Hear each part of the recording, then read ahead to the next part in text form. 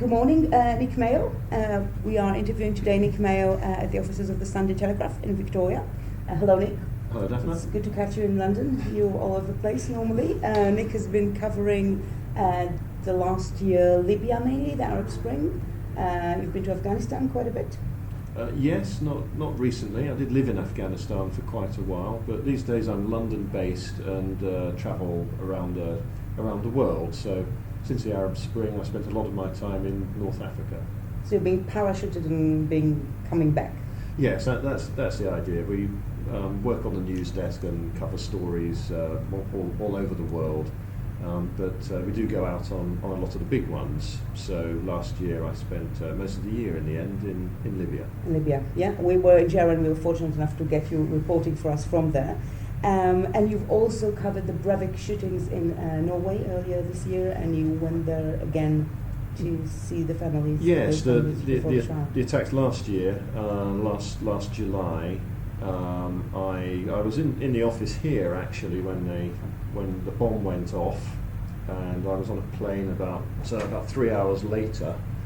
Just rushed to the air. One of those stories where you just see the TV pictures and you pick up your bag and you rush to the airport, not really knowing what exactly was happening until you actually land there. Yes, well, when we took off, we assumed it was an Al-Qaeda attack. We could see these horrific scenes of a gigantic explosion in the middle of Oslo and great clouds of smoke billowing up. When I landed, it became clear that it was actually a much bigger attack than we first thought, because of course there was the slaughter on Victoria Island, and it became obvious that actually it wasn't the kind of terrorist attack that we thought it was at first. It was something quite different. Was it clear from the onset that these two events were connected to each other? Yeah, well, I think it was. It was clear that Norway was under attack. It was an extraordinary 24 hours, really. You have to remember what a quiet, peaceful, well-ordered country Norway is. Nothing ever happens in Norway usually. It's not the sort of place that reporters like me go to very often. We might occasionally write a story about Norwegian politics or something like that. And it was an extraordinary shock, I think, for the Norwegians, for the Norwegian psyche, to be attacked like this. And then I think that the shock was compounded, actually, when they discovered that it wasn't a terrorist attack by Al-Qaeda. It was a homegrown attack by a Norwegian.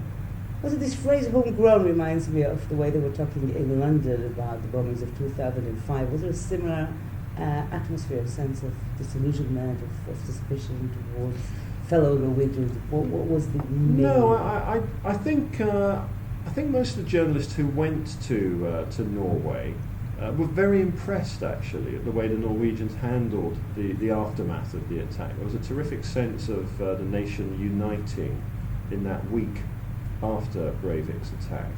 And I think there was a sense as well that Norwegians bore this attack with real courage and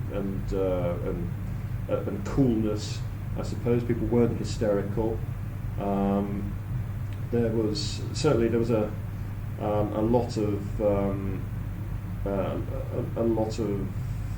lot of questions being asked about why it had happened. Actually, I had an interesting couple of days with a Norwegian fixer I found who was helping me, who was a young woman whose family came originally from Pakistan, and she said that there's a big Muslim immigrant population, of course, in Oslo, and she said that her family had been horrified by the attack, but also very concerned in the first hours that it would turn out to be an Al-Qaeda attack, an Islamic terrorist attack, and they were very worried about what the consequences would be for Norway's Muslims if it had been. But as we know now, as we learned quite quickly, it was an attack by either a political activist, if you believe his own description of himself, or a maniac, if you believe everyone else's. Do you think the term mutually exclusive necessarily? Well, that's what the current trial is going to be looking at very closely, actually. Breivik is convinced that he's a political activist. He's determined to justify his attack in the courtroom. He says that he's defending European civilization from Muslim attack. He says this is a kind of clash of civilizations, I suppose, going on. And he insists that he's sane, in fact, and he calls himself a crusader. He says he's a Knight Templar, and he's determined to try and prove that he's sane. And in fact, he's made it clear that his greatest fear in the courtroom is that he'll eventually be pronounced insane and sent to the psychiatric ward.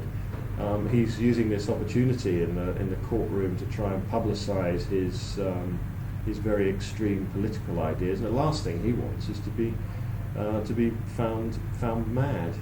This has been an issue for quite a lot of debate in Norway in the last week or so, whether this public trial is giving him an opportunity to express himself and to spread his opinions, and whether this should be allowed. What did you see in Norway in this? If you've met some of the families of the people who died and some of the people who were injured there, were they concerned about this? Yes, they were. I went back to a family who I spoke to about a week after the Utøya massacre. Their son was killed. I also met a couple of the survivors of the massacre who I interviewed last year. And yes, they're very concerned about it. They could see that the way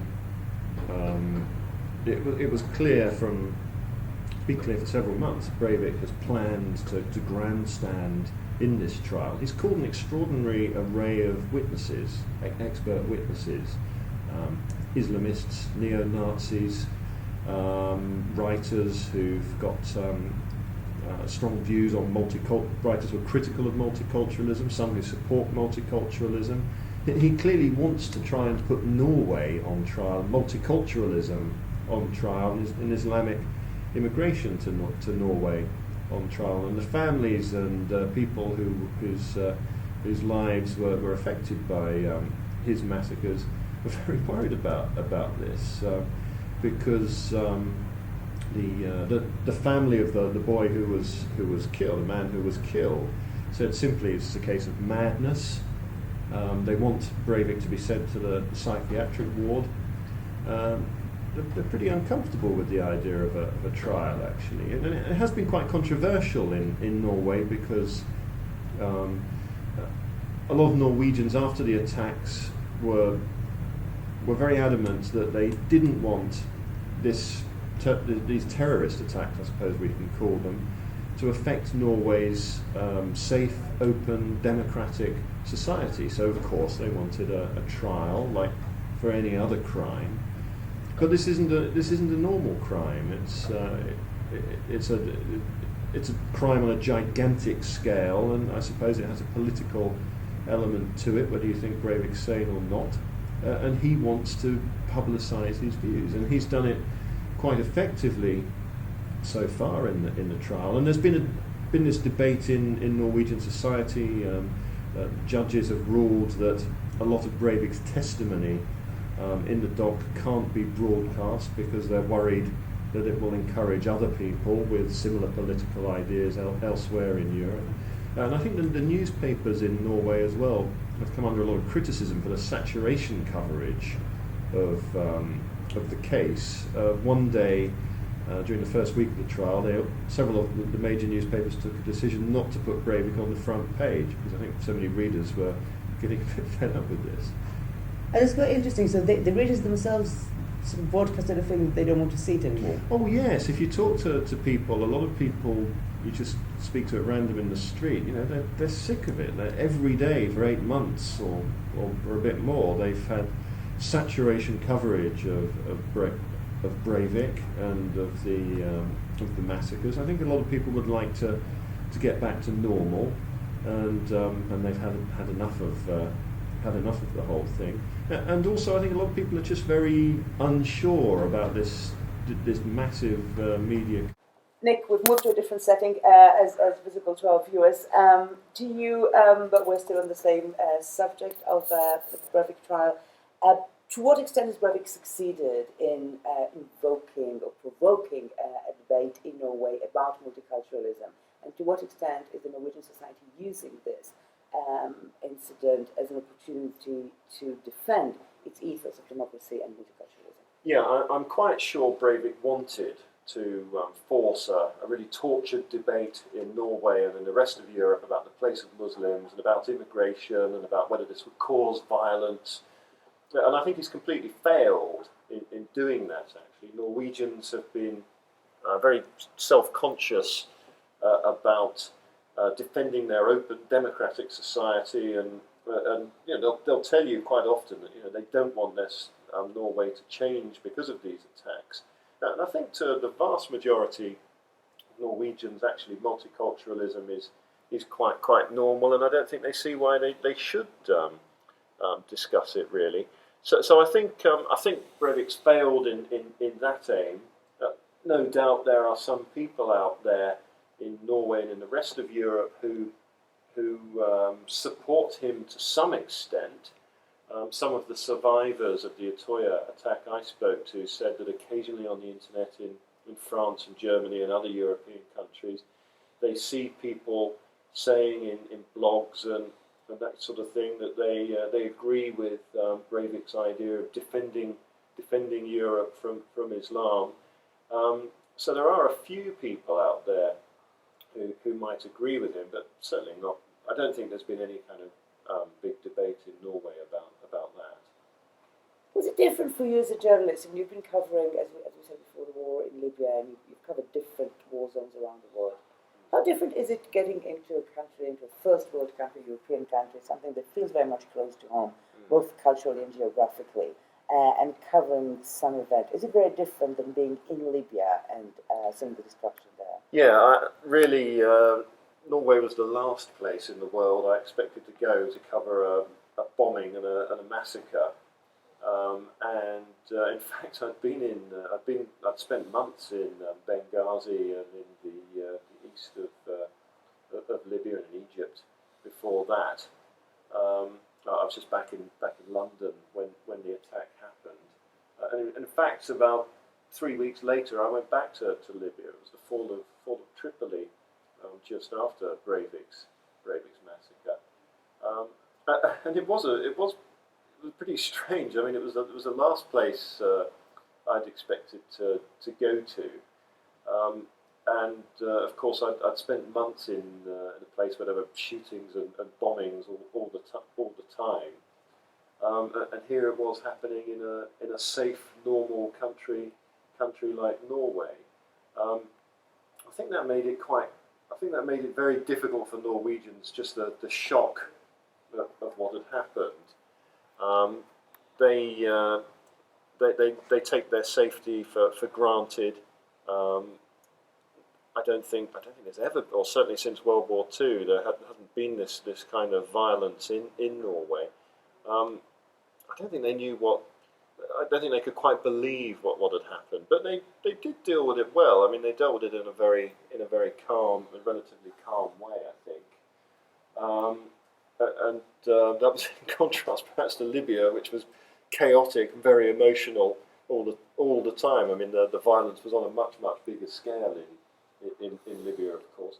I suppose the other thing as a journalist is there was no threat to me in Norway, whereas in Libya, even if you were back from the front, you were constantly worried about bombings in Benghazi. There was a possibility of bombings, car bombings and that kind of thing. It never happened in the end. Which is something you were probably more used to from Kabul and from other places that you've been covering in the past. Yes, well, the last 10 years I've spent quite a bit of time in mainly Afghanistan, but Iraq, Pakistan, other places like that. But that's not the only thing I cover, though. I cover a lot of political stories in Europe. It's very exciting going off to the war zones, and especially a story like Libya, because you can see history being made in Libya, and that's a real privilege for a journalist to be in a country like that at a time like that. But I also have been covering stories on the Eurozone crisis and been going to a lot of European countries to do much less exciting, much less dangerous European political stories as well.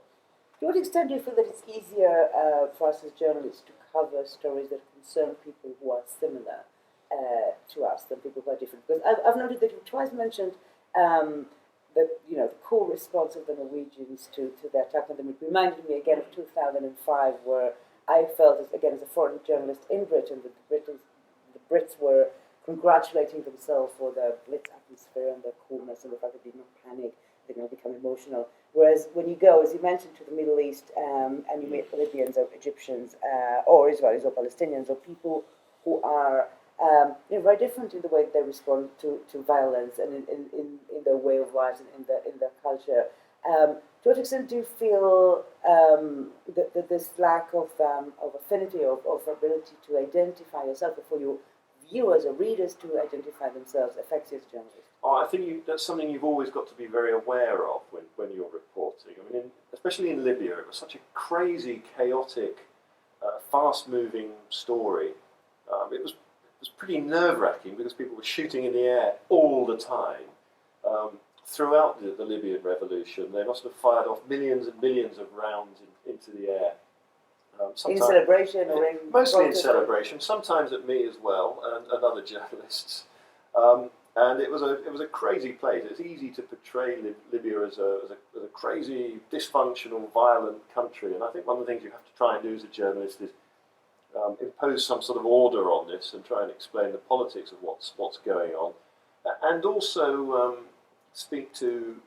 sit down with people who are affected by the story. I mean, quite often they're people who've lost sons and daughters, and get into the human stories about what's going on, or find a revolutionary and explain why he's shooting in the air and why he's fighting Gaddafi. And actually, it's the same thing in Norway as well. I mean, the story that I was most pleased with, that I filed from Norway, was the family who'd lost their son. It was quite difficult reaching them and persuading them to talk. Actually, they'd lost their son just a few days earlier. I managed to get to them through a Norwegian journalist who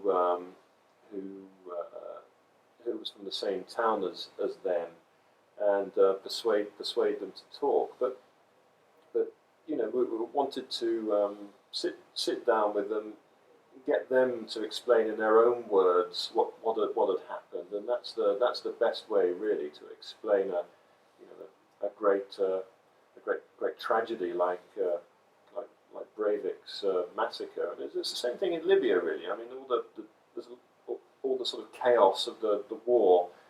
You also want to go into the human experience of it, I suppose, by finding a Libyan family. One of the best stories that I covered in Libya actually was a family who'd lost their son in the Gaddafi attack on Benghazi. He disappeared. They thought he might have been captured by Gaddafi's army, and it turned out they'd lost the boy's elder brother had disappeared in one of Gaddafi's wars in Chad years earlier. Sitting down with that family and talking through their pain, I suppose, at what had happened, and also their feelings about the revolution, which they really supported, was a way of explaining to the reader what was really going on in this chaotic revolution. Was it a similar experience, though, speaking to these two families, or did you feel that one of them was closer to you and one of them was more strange, different? I don't want to use the word exotic. That's a good question, actually, because when you sit down with people and talk about something very personal, very emotional, like losing a family member, very similar. Very difficult for them to talk about, I suppose. Very emotional and very painful for them to talk about. But in both cases, both the Norwegian family and the Libyan family, they wanted the world to know what they'd been through, and they wanted people in other countries to understand a little bit about what had happened to them. So I suppose really it's just a very normal, well, not normal, but a very personal human experience of sitting down and discussing that in both cases. The Arab Spring was very much a story of 2011. We are almost a third through 2012. Could you, you've been already in many places in 2012. Could you tell me what was your highlight? Your highlight moment, the picture that stayed in your mind from 2011, and what is so far the picture that stayed in your mind from 2012? Well, I think 2011 was an absolute vintage year for journalists. I'm not sure we'll ever get one like it again. It was incredibly exciting, going from one gigantic story to another, and this real sense of change and I suppose hope as well in the Middle East. For me, well, there are quite a lot of extraordinary memories from 2011, but one that really sticks in my mind is the moment when the crowd in Cairo, the crowd of protesters in Cairo, realised that Mubarak had gone, and this great, extraordinary wave of cheering and crying and emotion went through a crowd of thousands and thousands of people outside the presidential palace where I was. And it sort of really encapsulated the very hopeful time that there was then in the Egyptian revolution. I think 2012 was a very different year, really. We've got this horrific, traumatic, bloody war now in Syria, where I haven't been actually. I've been to Lebanon, to the border, where I thought about trying to get into Syria, and it was too dangerous then to go. I went to the Turkish border, same thing, but spoke to a lot of refugees. Egypt as well. A lot of the optimism has ebbed away. People are worried about extremism. They're worried about the economic consequences of their revolution. All over the Middle East, there are concerns about Salafists, these religious extremists becoming more powerful. There are Islamist parties either taking power or poised to take power. We don't know how that will work out. They're, in most cases, people who are much more moderate than the extremists. So 2012 so far seems to be a much less hopeful year, but then with these gigantic changes of January, February, March 2011, it was obvious that it would take a long time for them to work through, and it wasn't obvious what direction, what political directions they would lead to. We're starting to see a bit of that now. What are we seeing? Well, I don't know. It's hard to say at the moment. I spoke to my Egyptian fixer from Tahrir Square a couple of weeks ago. She wants to get out of Egypt now. She wants to emigrate. She wants to go to the United States. She's quite despondent more about the economic situation than anything else. But of course, these uprisings were about economics. They were about bread and butter issues, jobs, the price of food, the future. A lot of Egyptians were very gloomy about the future under Mubarak. They were incredibly hopeful when Mubarak fell. Now they're worried. They're worried again. They're worried about the political future of Egypt. Having said that, there still seems to me, it looks as if there's still a real chance of a proper democracy emerging, and revolutions are always messy. I haven't mentioned Libya, of course. There are still militias in Libya. There's no proper government. What does it look like politically in Libya now? I think it's hard to say. There hasn't been much coverage of Libya. Actually, Libya's almost dropped out of the newspapers in the past few months. It's extraordinary when you consider how much we read about it and saw about it last year. It's no fun anymore once they stop shooting in the air and start discussing things in the well, so much attention's been taken by the horrors in Syria and trying to explain the political complexities of Syria. So journalism has moved on, as it tends to do. I think it's a pity that we don't have more on Libya. Thankfully, in Libya, there's not really much fighting. I mean, there's a lot of instability by the sounds of it, and a certain amount of insecurity, and the militias are still strong. I think Libya is one place that does have a bright future, though, if for no other reason than there's a lot of money in Libya because there's a lot of oil. So I think Libya will overcome its difficulties. My guess is Egypt will muddle on as well, and probably have a brighter future than for most Egyptians than they had under Mubarak. One hopes so, anyway. I mean, the one to really worry about and be concerned about is Syria, because it looks as if Syria is just spiralling into a civil war. At the same time, Europe this year seems to converge a little bit more into itself. It has its own problems. The whole Eurozone crisis was massive at the beginning of the year.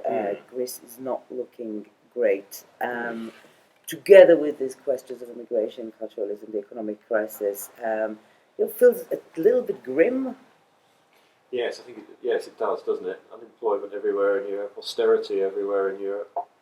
Just had a far-right party and a far-left party do very well in France. And mainstream parties are under terrific pressure everywhere in Europe. Government's falling. Government's just fallen in Holland. And it looks like a process that's going to be take a very long time to work through as well. Of course, for a journalist, it's not as exciting as the Middle East because you don't have revolutions and wars and these great big historic events like the fall of Gaddafi and the Libyan revolution, or at least so far we haven't had this kind of thing in Europe. I suppose if you look at some of the pessimistic predictions about the economy in the Eurozone, it's perhaps we will in the future. Although sometimes these seemingly not very fascinating events could have more impact on the world than a revolution in a Middle Eastern country. Yeah, well, and they probably do on our readers. They certainly have a lot of effect on the economy in Britain.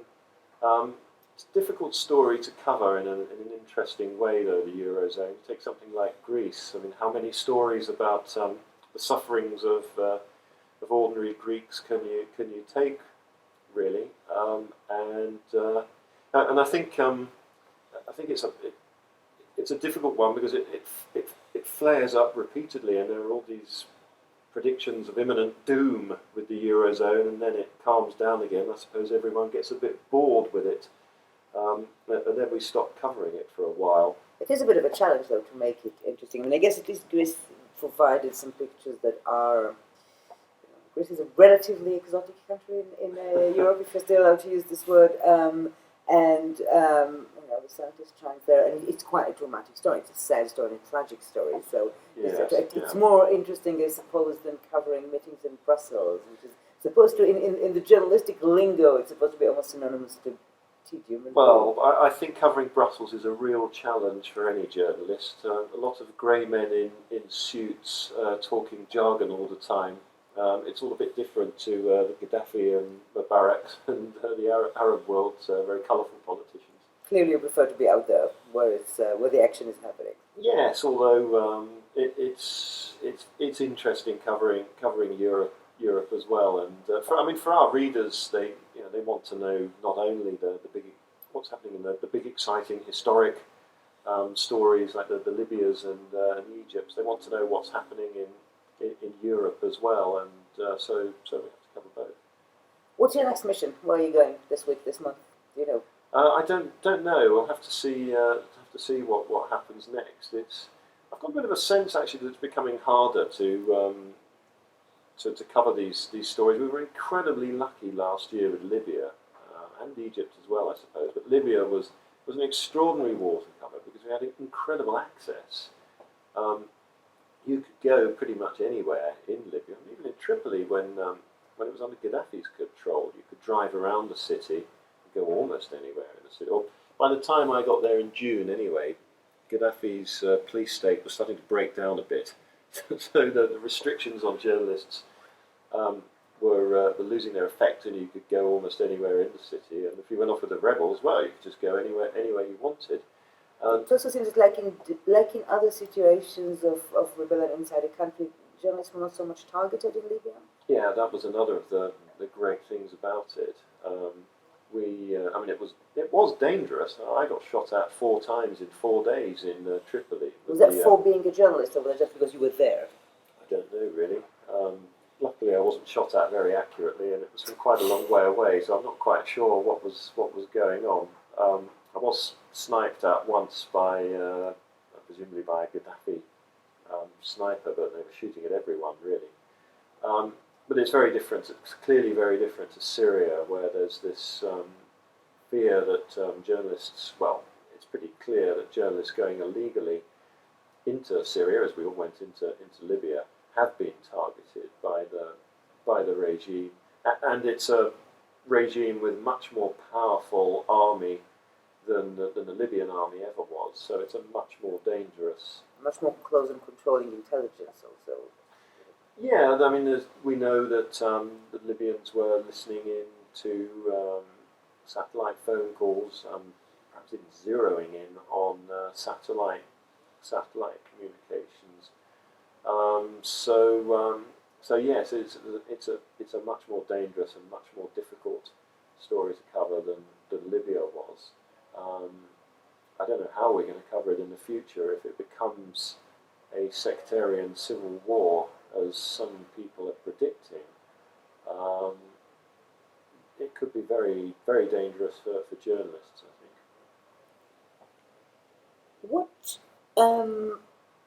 Where have you never been and you want to go? What's your Oh, there are lots of places I want to go. What's a big, exciting place if you're a foreign correspondent? What's your wish list? Give us your wish list, we'll deliver it to your editors.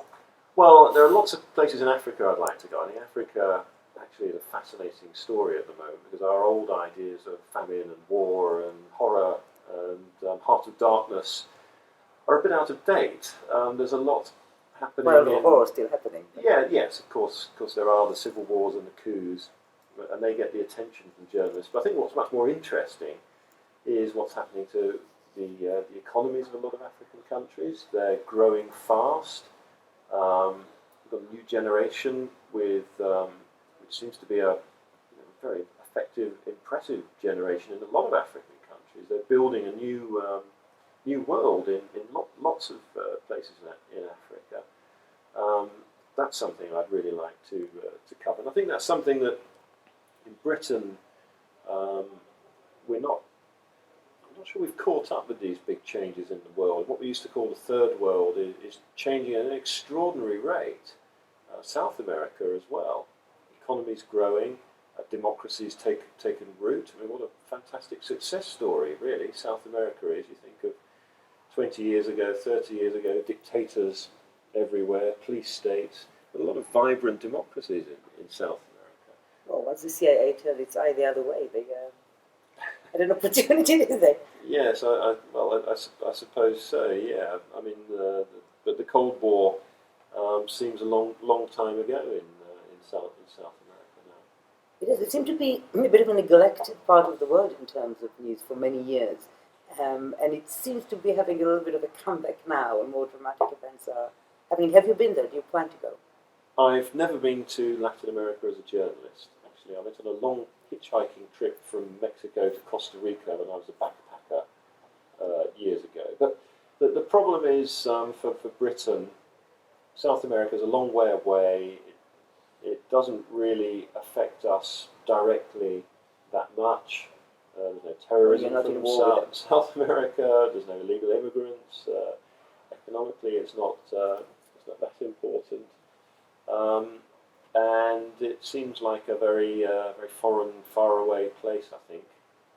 There are lots of countries actually that get neglected by the press in Britain because they don't seem to affect us that much, or we don't have traditional historic links with them. You look at somewhere like Indonesia. It's, I think, the third largest country in the world, a gigantic place, another very successful economy. It's a country that's turned itself into a democracy after a very troubled past. Long history of dictatorship.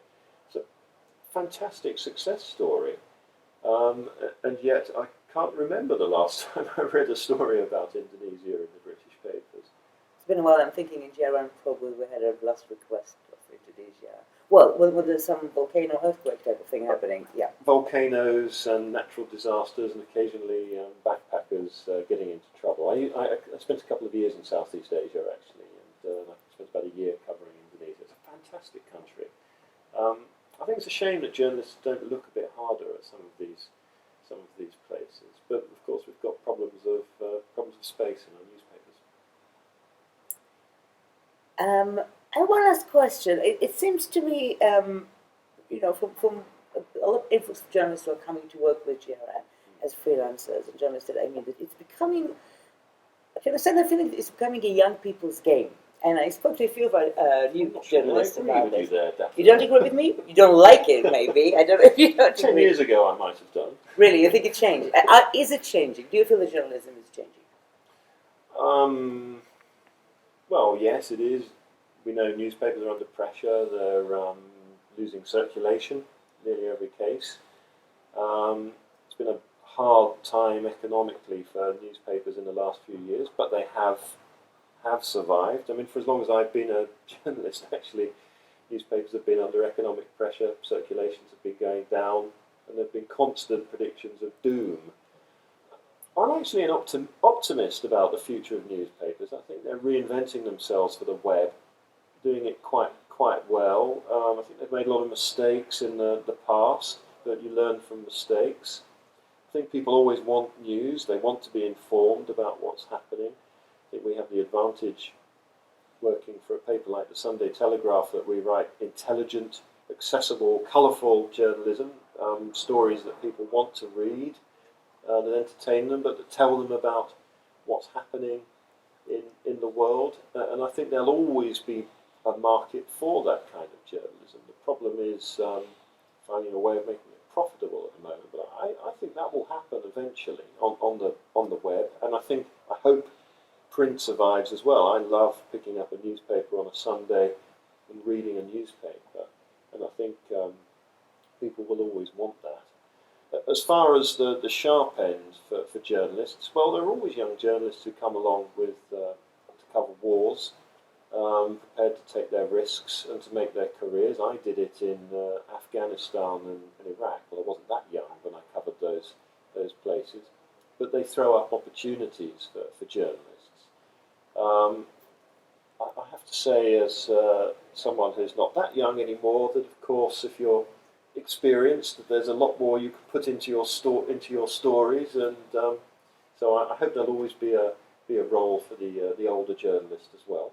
Does the way you work though change? Do you take less risks? Do you take more risks? Do you work differently? Well, I'm worried that it's becoming more dangerous and more chaotic, actually, covering these stories in the Middle East. We got lucky in Libya. I think far more journalists could have been killed and injured in Libya. Syria is one that really scares me. It's a really dangerous story, and who knows? Perhaps the wars of the future will be dangerous like this as well. I mean, one thing about Syria is the regime's been very aware of what a media war it is. Of course, you have a massive media in the Arab world now that you didn't used to have. So people are much more aware of journalism. That may make journalists more targeted in the future. So these are countries that have free journalism, relatively free journalism, so they're also used to their presence, and they're also journalists there who demand their rights to cover. Yeah, and I think the existence of the local journalistic culture also influences the people who come from the outside. Absolutely, it does. I couldn't do my job without the help of journalists in countries in Africa and the Middle East. I mean, even from the office, I very often have to get people in countries where I've never been to do the reporting. You know, we have to edit the copy and sometimes write it up at this end. But yes, of course, I mean, foreign correspondents like me rely completely on people on the ground who know what's going on or can get interviews for us and find information for us. And I suppose they're the unsung heroes of journalism very often. And often they're the ones who take the biggest risks as well. You look at journalists in in Iraq and Afghanistan, Afghan Iraqi journalists. I mean, it's been very dangerous for them covering their countries. Afghanistan, where I spent a lot of time. I could never have worked in Afghanistan without Afghan journalists, who often became friends. And they're very brave to do what they do. It's a good job for them. It's usually a well-paid job for them. But often they're people who are very idealistic as well. They want the world to know what's happening in Afghanistan, and there are people like that all over the world.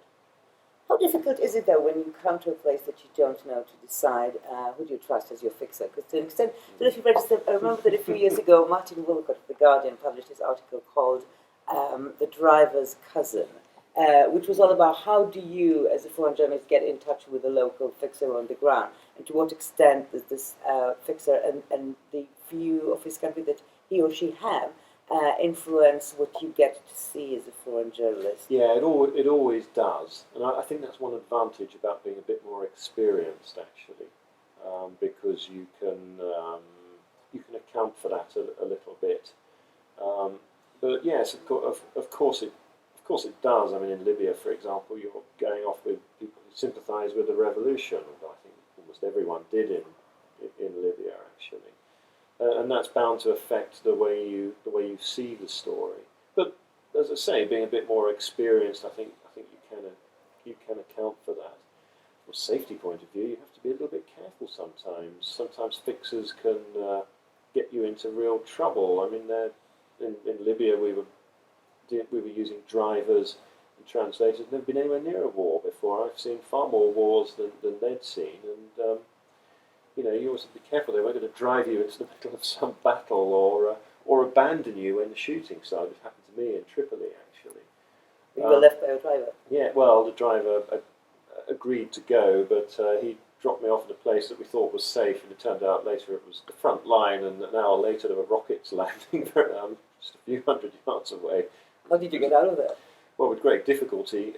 Luckily, I found a Libyan who took me into his house for the night, and I spent an absolutely terrified night listening to explosions and machine gun fire all around. So you've always got to be careful with local people, and in worst cases even they can arrange for your kidnapping. That was always the paranoia in Baghdad, that someone going to sell you to Al-Qaeda. What can you give one advice to new freelance journalists who are going out there? Yes, I think anyone who's going to cover a war, I wouldn't really recommend to any new journalist, actually, to go and cover a war. I think it's a bad idea, although having said that, people do it, and sometimes they do it very successfully, and it can be a fantastic opportunity to launch your career. But I think the first thing I'd say really is do some journalism first. We can work for a local paper. That's what I did for 3 or 4 years, and learn the basics of journalism, because if you're going to be risking your life, you might as well know what you're doing, and at least be able to do your job properly and be able to write properly. If you're going, and first time you cover a war, well, I was lucky. The first time I did it, I had a couple of rather terrifying trips to Bosnia. The first time I started doing it properly was in Afghanistan in 2001, 2002, where it wasn't very dangerous, actually. But I went to some pretty dangerous places. I managed to work with a very experienced photographer. So if you can hook up with someone who knows what they're doing, that's someone who will teach you the ropes. That's a massive advantage. It's easier said than done sometimes. And just be careful. I mean, just don't take big risks. When I look back on when I started covering wars in Afghanistan and Iraq and places, I look back with horror at some of the risks I took, often without much journalistic worth, actually. Sometimes out of a sense of machismo, I'm embarrassed to say. I mean, that's something you've got to be careful of. I think you can get into an environment where people are competitive. Often when you're with Afghans or Libyans, I mean, I've really noticed in Arab countries, actually, people are incredibly brave. incredibly local macho. people or the journalists? Well, both actually, but I mean the local people. And often the journalists, and a lot of the freelance photographers who turned up in Benghazi, God, they were an absolutely terrifying bunch. They were going off jumping in the backs of vans with rebels, going into the middle of, up to the front line of the battle, places where artillery barrages were landing. I'm astonished that more of them weren't hurt or killed. So it's some real risk takers. If you're a freelance journalist going into that environment for the first time, don't be too influenced by that. And don't think all the other journalists and other photographers are experienced people who know what they're doing, because a lot of them don't, frankly. Did this perception of yours change with time? Were you more adventurous? No, I've become much more careful over time. I calculate risks as carefully as I can. I plan as much as I can. I'm lucky because these days I've got a budget to spend on fixers, security people. Sometimes I've got a good network of friends and contacts that I can rely on. It was quite funny in Benghazi. All my old mates from Baghdad and Kabul turned up, so I can get a lot of information from people like that. But no, I'm much more careful than I used to be. I take far fewer risks than I used to take. And even then, sometimes well, you can't do the job without taking any risks. That's the problem. It's still always a dangerous job. Which makes it interesting. Well, I don't do it for the danger. I suppose 10 years ago I did enjoy taking risks. I don't really much anymore. I do it now because it's my job and because working in somewhere like Libya is an absolutely fascinating place to work, or Afghanistan as well. But I'm not interested in what we call the bang bang. And if you're a photographer, that's what you have to go and cover. You have to get the pictures of the rockets landing and people in combat. I'm not really interested in doing that. It completely terrifies me. What interests me is the human stories. It's sitting down with people who've got a story to tell and trying to understand why they're fighting, or try and often get them to tell their own stories, really, and to put that in the paper. I think I've done my job well if I found an interesting individual with a compelling story to tell. That's what I try and do in these places, not to go off and just take risks with my safety and or my drivers and translators' safety, to cover the bang bang. Nick, thank you so much. This was a really interesting conversation. Thank you, Daphna. And I'm sure we'll be talking to you very soon from somewhere around the world. Sure you will be, yes. Thank you Look very forward to that. much. Thank you.